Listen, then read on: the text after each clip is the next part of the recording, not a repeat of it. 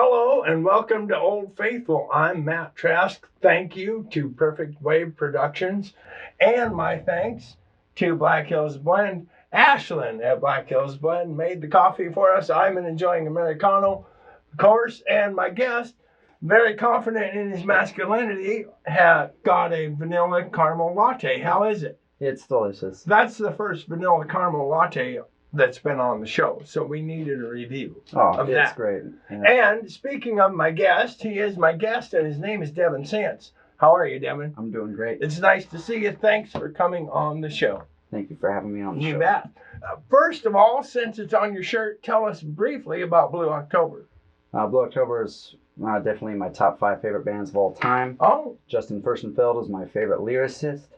I've seen them 17 times now, or maybe 18. I've been to live shows many times in Colorado for them. They did this show a long time ago called the Suicide Prevention Tour. Okay. That's kind of what really turned me on to them, because I dealt with suicide in my life and stuff. And when I saw that concert, it just really opened my eyes to music. Okay. And I love his style of writing, the way he connects his emotions to his life events through song. And that's kind of what I go for when I write stuff. So. Well, that was a really good tie-in, actually. And they have a super cool merch guy, obviously, to design a T-shirt like that. Why don't we talk about you, though? Now. Well, I'm an open book, I guess. I moved here from Colorado. Okay. I've been in the Black Hills now for about 2 years. All Consider right. myself a local now that I've purchased a home. Before that, I was, living out in Colorado, grew up there off and on. Did live in New Mexico too for a while. Kind of moved around quite a bit. Came up here for work, knew absolutely no one. And now I've integrated myself in the community. Got a good group of friends, musicians and non-musicians alike. I know we've met on the music circuit too, and I've just really come a long way from the first time I stepped foot in the Black Hills. Well, you'll have a journey like that, and hopefully it's been a good one. Are you happy here? I'm very happy here. Well, that's good. We're glad to have you. Yeah. Tell us about your other musical influences besides Blue October and your first guitar. Well, my first guitar, I think it was a Yamaha. It's just a little, you had to tie it as a classical guitar with nylon strings. It's kind of a miniature guitar. That was my first one. And I played that in high school. I was in a guitar class and then band and stuff like that. I had this guitar teacher. His name was Brooke Mead. They were still friends. He plays in a band called Martini Shot outside of teaching. And he's still kind of a big influence for me because he kind of helped pave the way for me to get started. Kind of believed in me right from the get-go, which is cool. So I would say he's one of my influences. And as far as other musicians go, I don't know, I really like the styles of some of the old bluesy guys, like the Delta House blues people like that. Mm-hmm. I really like Jack White. He does amazing things with guitar. And Marcus Mumford from Mumford & Sons. I like his style of writing, and he plays a bunch of instruments, not just guitar. And then Dave Grohl, of course, from Foo Fighters. Can't talk Who about doesn't love Dave Grohl? rock and roll without mentioning Dave Grohl. But those are probably my big influences in my life for music. Tell us more about the high school guitar experience. What all ensembles were you in? I was really just goofing off in guitar class because I had already knew how to play. I took some lessons on how to read music and stuff at the art center when I was in middle school. My grandma paid for them. And it was really cool. So this guy taught, and he was just kind of this crazy old guy named David Gooch. And I just remember thinking, like, man, he knows a lot about guitar, and he talked to himself, and he'd sing, and he was a really good musician. Years later, I'm in the music circuit in Pueblo, Colorado. I'm playing at this place downtown, and it's called J. Michaels. And Dave Gooch was there playing guitar, and I couldn't figure out where I knew him from. He was my first guitar teacher, so it all circled back. So it was just kind of cool to hang out with him. But I had this little nylon guitar, and I really miss having a classical guitar around because the strings are just different from normal guitar. So that was kind of cool, and it had no plug-in or anything, so you just had to play loud. Didn't have a pickup or anything like that. So, you said that you learned sight reading. Can you still? This seems like a mystifying ability to me. Could you sit down with a beginner or an intermediate piece of sheet music and pick it out on guitar? I can, but it's not going to be like, again, just read and go. I'm going to have to cipher through what these notes mean because it's been a long time. When you're out of practice, you remember like one or two, and then you can figure them out from there because it just goes in order. But it would take me a while, and I'd just write above it like, hey, this is an E, C, I'd cheat, but I could do it. That seems just magical to me. I don't know how anybody can do that. Tell us maybe about your first solo performances, or what inspired you to start songwriting and performing. Well, in high school, I always wrote songs, and I just kind of play them running down the hallways and goofing off with my buddies and stuff.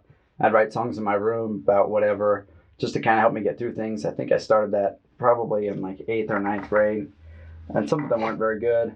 And the first real song I wrote was about my mom, because she left when I was a little kid, when I was right around 12, and she went out to like Arizona or something. I didn't see her for a long time. So I wrote a song called When I Was 12 Years Old. And that was probably when I really started thinking, hey, maybe I can write a good song. And I started getting into that part of it and really appreciating songwriting for what it is. But I think that's kind of how that came to be. I see. And so you started performing in Colorado before you came up here? Yeah, I actually played on a worship team. Oh. So that's kind of where I started performance-wise. I didn't play my own material, but I played on a worship team for a while. Okay. In Colorado and stuff. Was this at a Sunday morning service, or? Yeah, it was at like a Sunday morning service. Okay. I was just part of the worship team there, and then sometimes we used to do stuff at youth group and we'd play. Okay. But that wasn't that often. And I did that for a couple of years, and then life happens and different things, and you experience new things. In my case, I took a world religions course in college, and really got into that. I had a friend growing up who was from Thailand, and he's still one of my best friends, and he was Buddhist, and I had this other friend, and she was Jewish, and so I started learning about all these different customs, and then I kind of quit going to church after that. But it was a good outlet for music. I only went because I liked the music. Right. That was my tie into church. Other than that, I wasn't really the churchgoer type. Mm-hmm. But it was a lot of fun, so I just was there for the music. Sure. Setting aside the religion, a youth worship team is an excellent musical discipline, and it's very interesting. Yeah, and they connect with music in a lot of the same ways we try to. Or, they do. On an emotional level. Right. And that's kind of what I go for in my music. Maybe not in the religious, spiritual sense, but I still want it to be emotional, where it's tugging at you a bit. So I kind of like that tie-in. There are practical benefits too, trying to pay attention to the service and to what you're doing. It's a really weird environment to play music in. It helps you be more comfortable with other environments. It helps me anyway. Yeah, and it helps like timing. So hey, we're going to play this here while this person's talking. They're going to start talking about this subject matter, and I'm going to lightly play and lead into a song. Right. So it does teach you a lot about timing. Mm-hmm. So you have to pay attention. Playing for a larger production. Yeah. Yeah, definitely. Yeah. You appear to play very hard. You're a very energetic performer. First of all, has this guitar held up well? It has. To your playing style? It definitely has. I do play hard. Some songs I just need to bring the energy, because the songs I write are all real things that have happened to me. So capturing that energy and that emotion that I went through, I like to do that physically as well on stage, and it's part of my performance. And so, yeah, it definitely keeps up.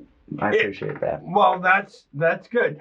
You mostly perform solo acoustic, your own songs as much as you can. Did this guitar change any of your style or anything, or lead you in new directions? Or? Yeah, it did.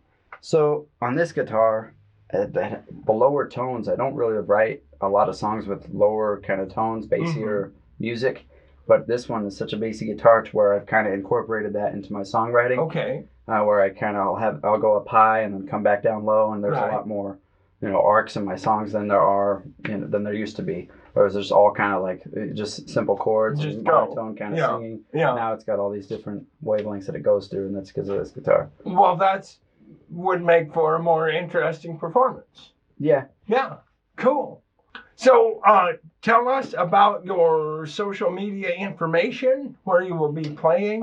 Well, I got a gig coming up at the Cave Collective downtown here in Rapid.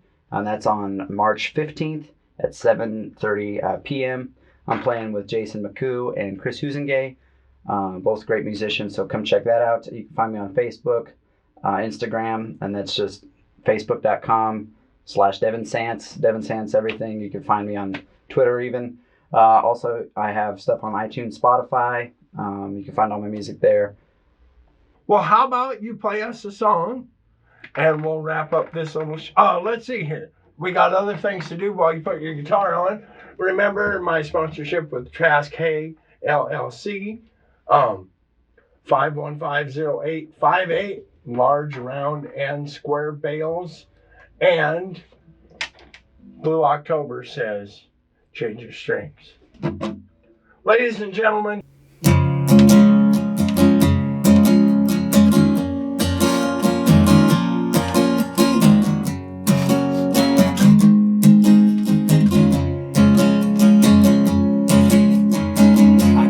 darkness close to me, 'cause it's not my enemy. Oh no, I'm not a hero.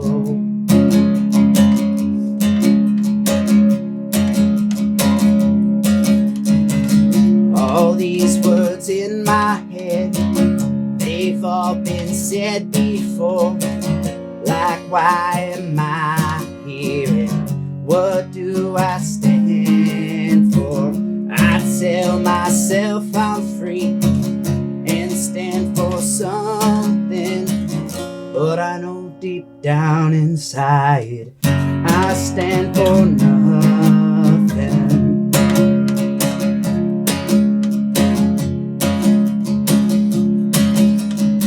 I keep my darkness close to me, 'cause it's not my enemy. Oh no, I'm not a hero. Half the things you won't believe, you wouldn't even recognize me. Oh no, I'm not a hero.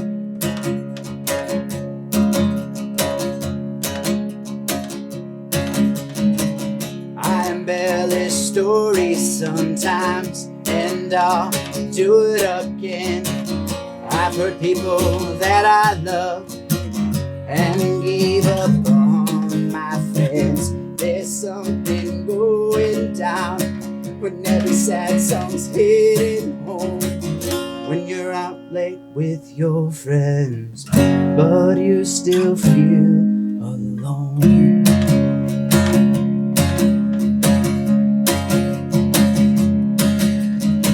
I keep my darkness close to me, 'cause it's not my enemy. Oh no, I'm not a hero. Half the things you won't believe, you wouldn't even recognize me. Oh no, I'm not a hero.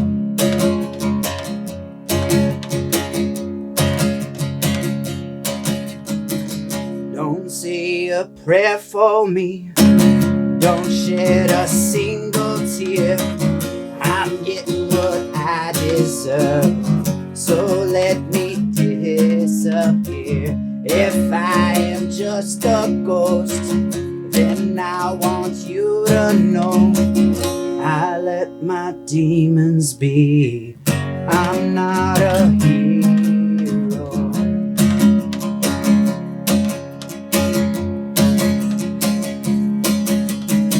I keep my darkness close to me, 'cause it's not my enemy. Oh no, I'm not a hero. Half the things you won't believe, you wouldn't even recognize me. Oh no, I'm not a hero. I'm not a hero.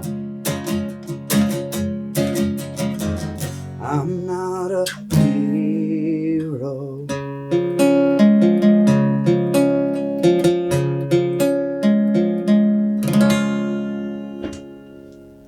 and neither am I. We'll see you next week.